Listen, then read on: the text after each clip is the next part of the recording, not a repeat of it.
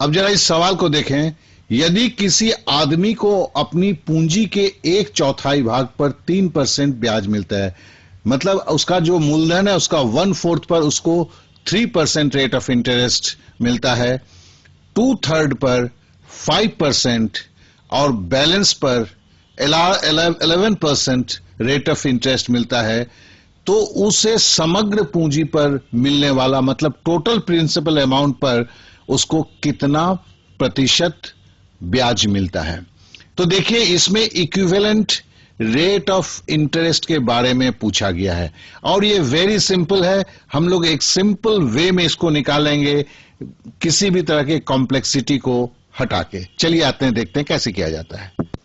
तो देखिए पहले हमने क्या किया, बोला था कि 1/4 पर 3%, तो 1/4 इंटू 3 लिख दिया, प्लस बोलता है 2/3 पर, तो 2/3 इंटू 5 लिख दिया, प्लस अब बोलता है बैलेंस। बैलेंस क्या होगा, देखिए हम रेशियो क्या कहते हैं, फ्रैक्शन में एक संपूर्ण होता है, तो 1 - 1/4 - 2/3, मतलब ये दोनों जो 1/4 और 2/3 भाग का तो उसको रेट ऑफ इंटरेस्ट मिल गया, उसको लेस करेंगे और उसके ऊपर 11% का ब्याज मिलता है, ठीक है ना।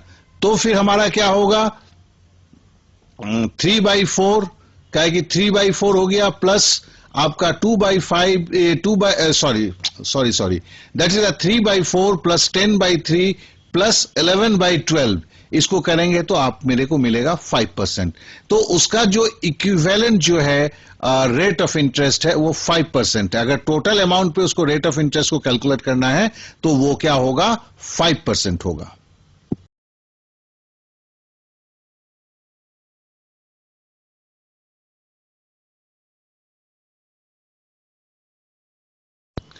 अब जरा इस सवाल को देखें।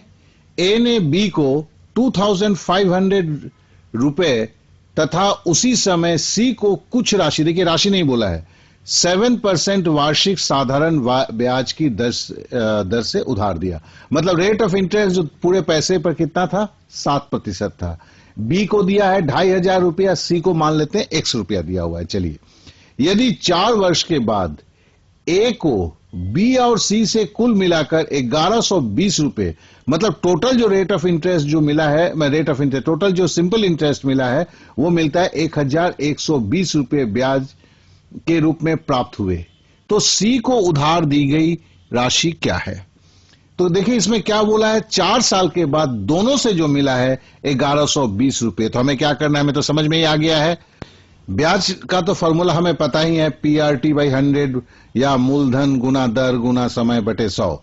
तो पहले केस में क्या होगा, 2500 रुपया है, 7% का ब्याज दर है, 4 साल है, तो मतलब 2500 गुने 7 गुने 4, प्लस दूसरा अमाउंट बोला नहीं है तो उसको X ले लिया, लेकिन रेट ऑफ इंटरेस्ट 7 है, गुना 7 और 4 साल के लिए 4 साल है बटे 100, और ये दोनों मिला के क्या बोलता है, 1120 रुपए है। तो इसमें से अगर X की कैलकुलेशन करते हैं तो X होता है 1500 रुपए। तो C को हमने पहले ही पकड़ा हुआ था, C ने X रुपया लिया हुआ था, तो C को कितना लोन में दिया गया था, 1500 रुपीज।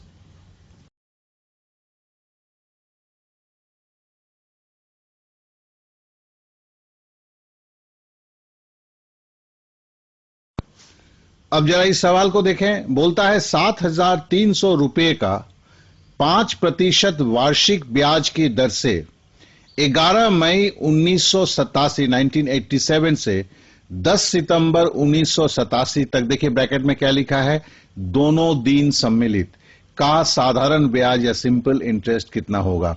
देखिए इसमें जितना भी माथाकूट है वो है दिन का हिसाब निकालने के लिए। दिन का हिसाब को जरा सही ढंग से देखें, बस मामला फिट हो जाता है, कोई प्रॉब्लम नहीं होगा। देखिए सवाल में बोला है कि 11 मई, मई महीना क्या होता है, मई महीना कितना होता है, 31 डेज का है, लेकिन चूंकि वो 11 तारीख को भी गिन रहा है, अगर आप 31 से 11 घटाते हैं तो 20 होगा, लेकिन हमने लिखा देखो 21। क्यों, क्योंकि उसने बोला है कि दोनों दिन सम्मिलित, मतलब 11 तारीख को भी काउंट करना है। तो फिर 11 से 20 अगर 31 से अगर 11 घटाएंगे 20, उसमें 11 तारीख के लिए एक और जोड़ना होगा, तो 21 दिन हो गया, प्लस मई के बाद क्या हुआ, जून हुआ 30 दिन हुआ, फिर जुलाई क्या हुआ 31 दिन का हुआ, फिर अगस्त क्या हुआ, वो भी आपका वो भी 31 दिन का हुआ, और बाद में हमने 10 दिन लिखा हुआ है। 10 दिन क्यों लिखा हुआ है, इसको जरा 10 सितंबर, तो वो 10वें दिन को भी तो लेना है ना, उस तारीख को भी लेना है, क्योंकि दोनों दिन सम्मिलित है। तो बराबर क्या हो गया, देखिए 123 दिन। तो समय हुआ 123 दिन। अब साल कितने दिन का होता है, तो हम जानते हैं कि साल 365 दिन का होता है।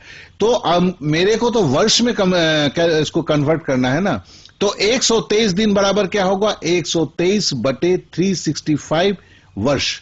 अब साधारण ब्याज क्या होगा, वही तो PRT बाई 100 है। मूलधन 7,800 है, ब्याज जो है गुना 5 वो बाद में लिखा हुआ है, और समय T क्या है, 125 बटे 365 है। तो करके निकाल दिया तो आ गया कितना, तो ब्याज की राशि आ गई 123 रुपए। तो देखिए इसमें समय के काउंटिंग को 2-3 बार देख लीजिए, आपके दिमाग में आ जाएगा।